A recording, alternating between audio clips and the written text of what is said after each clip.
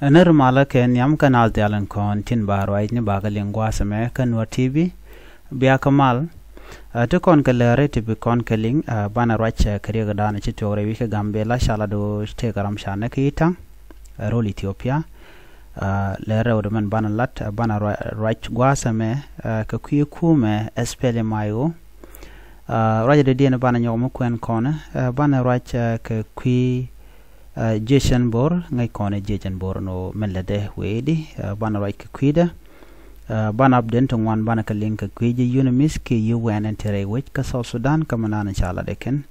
kaka kore bana right walat kamana to kare which ka fangak bana jo the ti bana ka chulinkel kan kono ni amare ler kana me mi jiram jidit gore jen wojen der subscribe ka der notification bell der jetwan gwasame jo bana ling ken yam bana racha ke kwi gambela te kon keler dangro ki dioka gambela gorjeno banna me bana jeling rewi ke gambela ka rajan chalado nena pan ke shanga jan dangro widero ka pay ngwaron kina dangro wid jan dangro wid diech chalado no shawun wara shajanak re doaran chal ke yitang jan chale special wareda te ping gambela winyu mat ke nuari kene ber wejamo ko korpen te shi wuche kor chetetin kam nuari kene ber pan katiang shala do shawun wara shayna ga bar waje ga je shungare reak no correct maltetin tel kormtetin ka kan korpesen titi shala do jan chawudo mo shajanak wunebar no chaja barka shukana nak wawudo mo chaja ke kuma ntama kuma gambel rol Ethiopia wa chaja nang luak yenka rega mo jere ge dana chituok chawun war mo chaja nak bar mana diana bana linga reg mi chituok baka gambela mukulu teke tur mu ikono mo nyanga mena gambela ka korune tongwan gwal mi sham gana tana nyang ka kornin dang die ke jok nina paiwa chala do nyang che nyen wara kel che cham ka che bar che cham bane lan che nero che ka cham yeren chwal ke baro ke Suba River ka gambela amala na puaktin ko jana yer mi dit na puaktin puak nuartin puak buntin puagatin kan panken kan bar bane ku yer gwadan tiketin chala do che nyang mo che nyen wara che cham no ka shwenya bar shwenya nyoko mu e cham kwal kun me nyal ki wut kana la dagwa kana specify but chenero chaka cham na mo agenda na chituo kanyanga me anyang michi mlana cham nurun nyang wi kontur de me na ka je ko run dang wan te chwa gwase chana chaka cham chwa nyanga me chwa shuna ka jente ka tur na me di na je bo ka social media chengi lel je gambe la crocodile de renen jaga shana la bon video ne ke so nyanga me chana che ka tuk ne me agenda na gore de nywa ya kel ka kwi gambela kamandana le rode bana ko lertin ko ken lerdo dien gwas me bana racha ke kwi kuma spele mayo ke jen gwas me mrai kone no chala do ne wa ken ci goro den realika antama ko bika korbi kene ter ke kuma dung SSPDF ke kuma kirma yadit charoje me chaja kwen ka do badana lat ka jen go ci kume espele mayo jen ci kunwa ka ta danen to kore te keje so ko kujemo ci kan ko ci kan ngok karaje chala da wa kore pane ci to kam den ke kum kirma yadit wa ci kan kum kirma yadit ci kan joj karaje dan chalat no ci kan joj ka ci kan ne don wan ci kan ka mu ka bot kan eti ka do badan chalat ka ko kan rei dwar mu chala panyum ka kajo keji kan maka ne katen chicken mang ne SSPDF maka ne ka en kuma spell mayo ka kujmo chicken spell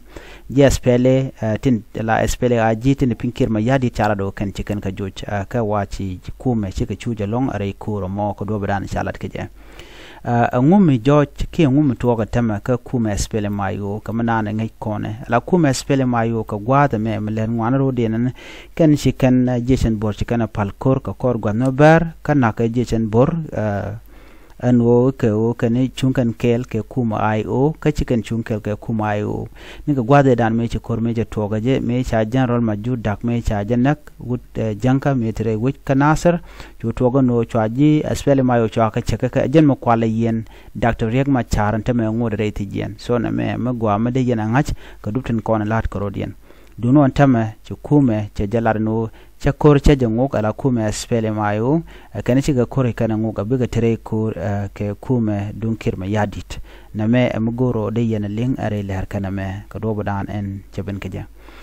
gwad me bana racha ke kwije chen bor ala je chen bor ka gwatraw te ke je chen bor tere dwaran ka nasir ke je chen bor tere dwaran ka pangak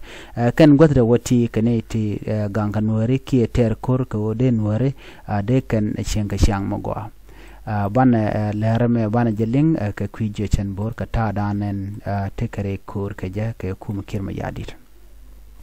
je je bor charo ala ken o banware be ka gang shirga ngai kone okay ne gwade dane che korja toga je chukan kori chukan ga ter lo gang kan nuare okay lo gang kan ke so me chala de nuare chikan gurno ko dong ba bana nakana ka lora bang no chikan gujino ngweno bu ka rudien gang kanitin kone naka nuare ko en kirma yadit kumede ko tar gene nuare ki naka nuare ala winmon ba chikan ngajen tamen o jejen bor gangana ngane gankene gatkin me chalan me chang kuma kirma yadit cha janga jene dia ji wen winmon ke che janga me che na che ka buka bom shalke incendiary ki cluster bomb kem college bongna mentam ngur kana bongna boken ke jabane tay ngaje kuma no en kuma kirma yadit kel ke ji Uganda melet kene let kene o bukan war bukan kana ke bukan kabat re doar en shalke so Sudan jaroy mo chaje kwen so man bana kul ngai ke jejen bor cha bom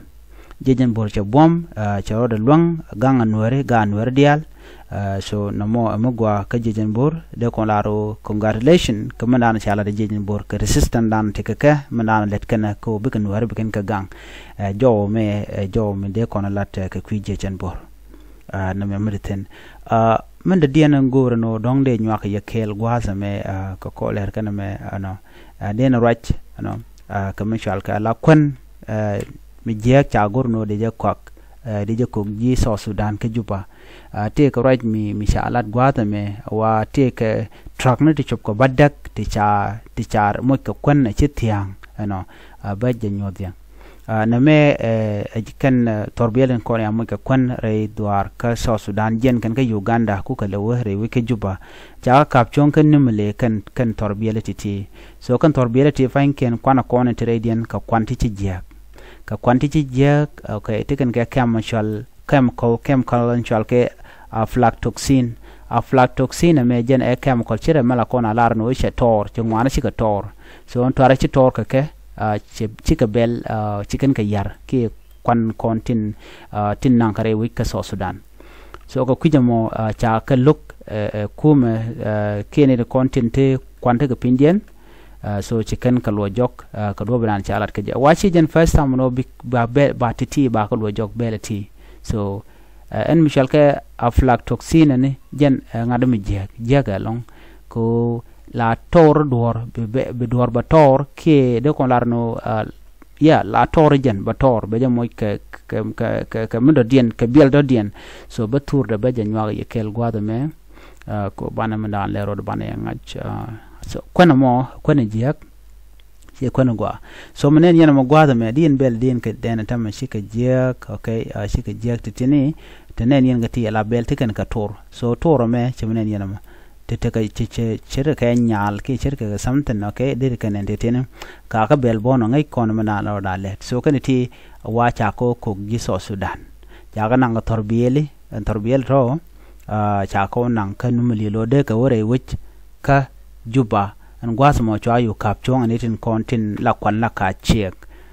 kan kwana tot la chiaka la ka chia ko ba ngaje gwanu kan kwana kontin reide ka kwanti ci jek ti jan wal ka tipai kamrar so jan dan to ga nyok widi ala ko ken ke East Africa ke le ban ngaje no man let kana ni chiang la kan ti jek kana ko so Sudanese jela la dien all the time la kan ka le to so ntame ci na mo ci to ko ba kwana to ba ka tem ko ba na laboratory ba ka test kan yok ba bel ba ka gij bone na me mishalat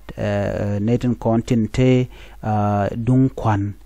te tit kadien re which ka South Sudan la South Sudan National Bureau of Standard Canadian kontin te katet so South Sudan National Bureau of Standard Canadian kontin la torbele kontin nunga kwan re which kan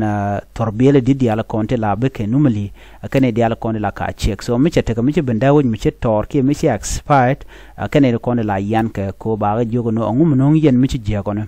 so mena kana mala le ni shang miche na me aflatoxin me miche ajanen okay ka chika tungwan mala le kala kana wang ne je en kan bela to ka dial ba ka wang bu gwana ba chu teka kasare no kami chaga jigo logo ka la kana ngare wuci so mela lat ke ni de kon tege business la ngwa no ken kan no ka numali ke ga juba be ken kon cheng na doren gwal dan jen ten special ji Uganda mi ken ga chege kan ngaje no tere be ken kul no numali ko be kan ngaje no ba ga chege numali ka ba ga chege juba ba but ken la ken kon tege bor la ken ka bribe la ken ka mu ka yo so be ko chore bu na ko ti ji ti ji tor antama step cha kan cha oken ja ken ne dial ka Sudan ko be ke tege jwat ko na me nonga jwe inflatoxin me nonga jwe waje ka long ka men mi cha cham la na la ka yere so kon mi tor chagwa ajana dan en chikana latin kanid kontin chal ke South Sudan National Bureau of Standard re which ka South Sudan ne me wacha ja kon lat netin chal ke ji Tanzania chicken bela la surugum chicken non bela show amena rice ameni tiko kenon wan nobno bana ti jek ti tor tengwen ban so na mo me cha ga butam chwa dik chwa nyolo jokandial so let kan lan mo ga ka kwi polo pwan na me cha report no ka kwi kwanandan en cham ka re doar ka South Sudan so na me am gorno de yen nyok mi de yen ling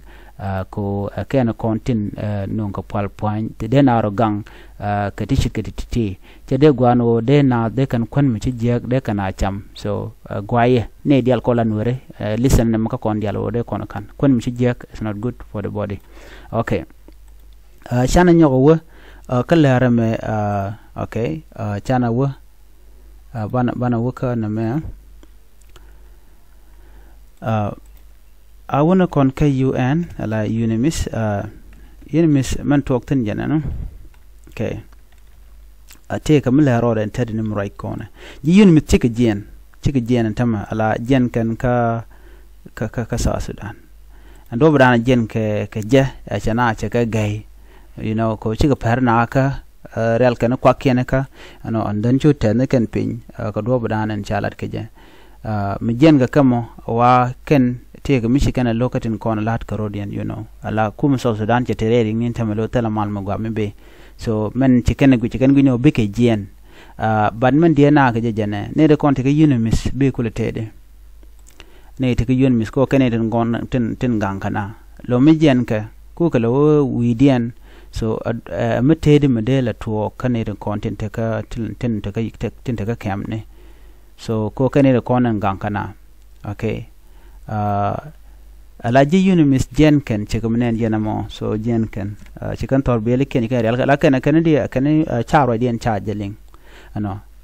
alaji United States chikan la ro ne ken dia tinte la peacekeeper ken dia albi jen la tin la ji United Nation mission tin rewi ka South Sudan ke Unimis chikan la ro ne ken jenka alo wajen kan changa lalar kan lar kuma South Sudan jene ano waman toktin gwaza me kwi kor kon lat Carodian ka nyok o chi kum South Sudan chi Carolyn ka kum United Nation alaji US kan lar no which machine ladika ka gwan me ber but still entama che kan tel respect mutoba you know chi kan lar na ka ta dung visa na me la ro da mene ano lokane ken contingent ka United States tin cha deport no ka rewi ka South Sudan la kan ga bana logo no chi kan ken namo che kuma South Sudan che jamu ke tello ngatka ka kuma South Sudan la kuma United States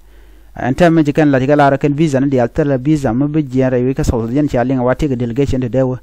ka ji finance quarantine ka South Sudan de ga jere wi ka South Sudan de kan ka USA cha ka re ja kan dial anyok chicken passport ne ke visa dial kon United States kala en rame mo machine legally machine cha nga je kuma US don't win again la visitor we visit ni rar thong mi no akeni chine gor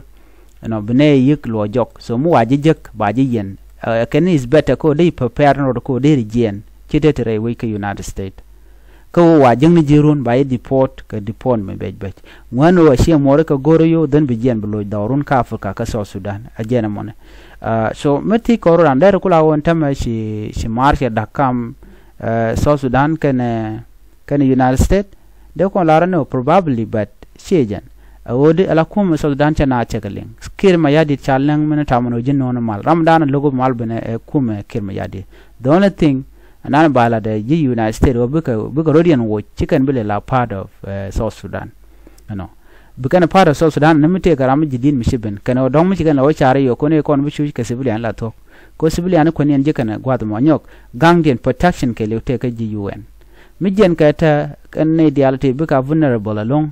ala buka tere ka chikara bulon ka gang so jan dan shi mon gu jano de ka loj